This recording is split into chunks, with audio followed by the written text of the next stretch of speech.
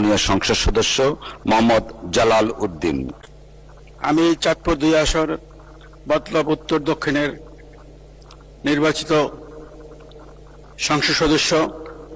আমার নির্বাচনী এলাকার ভোটাররা আমাকে 1,15,850 ভোট ব্যবধানে সম্মানিতভাবে বিজয় করে সংসদে পাঠিয়েছেন তাদের কথা বলার জন্য।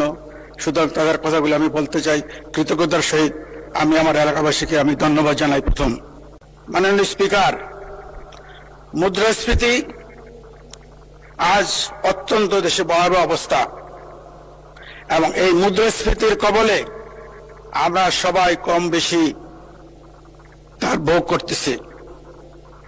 মুদ্রাস্ফীতি কি এটা এখন আর আমাদের কারো অজানা নয়। আমরা মুদ্রাস্ফীতি হলে মানুষের ক্রয় ক্ষমতা কমে যায়, টাকার মান কমে যায়। যাদের নির্দিষ্ট আয়, স্বল্প আয়, তাদের জীবন বিভীষিকাময় হয়ে দাঁড়ায়। আয়ের বৈষম্য বৃদ্ধি পায়, সঞ্চয়ের মূল্য কমে যায়। তাই মানুষ সঞ্চয়ে আগ্রহ হারিয়ে ফেলে। উৎপাদন খরচ বৃদ্ধি পায়, পণ্যের দাম বেড়ে যায়। বিনিয়োগে অনিশ্চিত সৃষ্টি হয়, নতুন বিনিয়োগে স্থবির হয়ে পড়ে। বৈদেশিক খাতে চাপ বাড়ে, আমদানি খরচ বেড়ে যায়। বাণিজ্যিক ঘাটতি বাড়ে, খাদ্য নিরাপত্তা হুমকির মুখে পড়ে। পুষ্টিহীনতা বাড়ে, জিডিপির ত্রুটি চেপে ধরে। অর্থাৎ দেশের অর্থনীতিকে পঙ্গু করার জন্য মুদ্রাস্ফীতি এক বলিষ্ঠ পদক্ষেপ। তাদের মুদ্রাস্ফীতি একটা বিরাট ভয়ানক ব্যাধি অর্থনীতির। মুদ্রাস্ফীতির একাধিক কারণে হয়ে থাকে।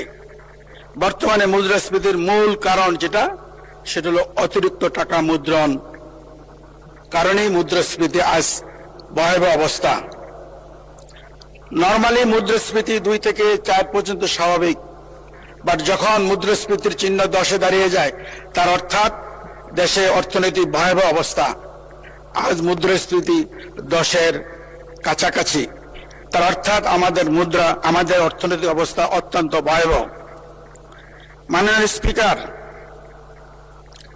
মুদ্রাস্ফীতির নিয়ে আমি 2-একটা কথা বলতে চাই। অতীতে বিএনপির শাসনামল কেমন ছিল এই মুদ্রাস্ফীতির দিয়ে আমরা বুঝতে পারবো। অতীতে বিএনপির শাসনামল কতটুকু ভালো ছিল, কতটুকু খারাপ ছিল। যখন স্বৈরশাসক এই দেশ থেকে বিতাড়িত হয়, বিএনপি সরকার ক্ষমতা আসে, স্বৈরশাসনের সময় 9.70 ছিল মুদ্রাস্ফীতির। যখন ক্ষমতা নেওয়ার পরে 1993 সালে বিএনপি সরকার আসে, তখন মুদ্রাস্ফীতি দাঁড়ায় 3.30। যখন পাশাপাশি আওয়ামী লীগ যখন ক্ষমতায় আসে 1999 সালে মুদ্রাস্ফীতি হলো 8.90।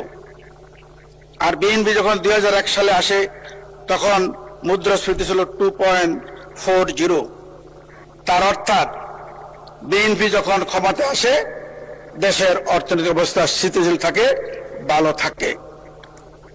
এখন এই দেশে, আমাদের দেশে এই ফ্যাসিস্ট সরকার বিতাড়িত পরে মুদ্রাস্ফীতি 9% দাঁড়ায়। এখন 24 সালে ছিল 9.70, 25 সালে প্রায় 10%। আমি বিশ্বাস করি আমাদের নেতা, আমাদের হাউস নেতা মাননীয় প্রধানমন্ত্রীর নেতৃত্বে আমরা ইনশাল্লাহ এই মুদ্রাস্ফীতিকে কমিয়ে এনে দেশে একটা বলিষ্ঠ অর্থনীতি আমরা দাঁড় করাইতে পারবো, যেখানে আমাদের অর্থমন্ত্রী আছেন, বিজ্ঞ অর্থমন্ত্রী, এবং সকলের সহযোগিতায় আমরা একটা স্থিতিশীল, একটা সুন্দর বলিষ্ঠ অর্থনীতি ইনশাল্লাহ আমরা দেশকে উপহার দিতে পারবো। মাননীয় স্পিকার,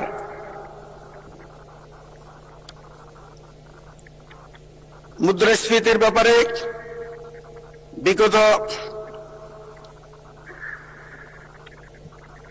ইন্টার্ম সরকারের মাননীয় অর্থ উপদেষ্টা ডক্টর সালেহ আহমেদ সাহেব বলছেন, উনি জাতিসংঘের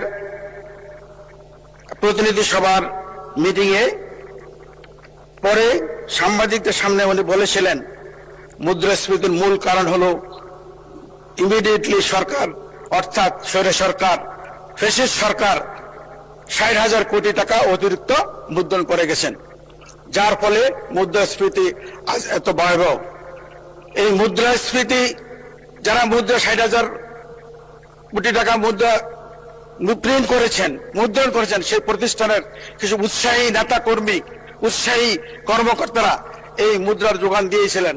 আর এই ৬০,০০০ কোটি টাকাই কিন্তু মাননীয় স্পিকার এই ছাত্র জনতার উপরে গত ৫ই আগস্ট ব্যবহার করা হয়েছিল।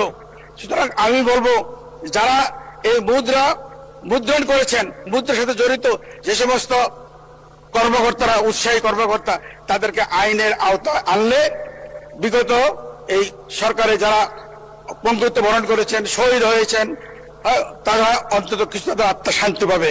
সুতরাং আমি এই হাউসে অনুরোধ করব, এই যারা এই মুদ্রা স্থাপনে মুদ্রণে কাজ সহযোগিতা করেছেন, তাদেরকে আইনের আওতায় আনার জন্য। মাননীয় স্পিকার,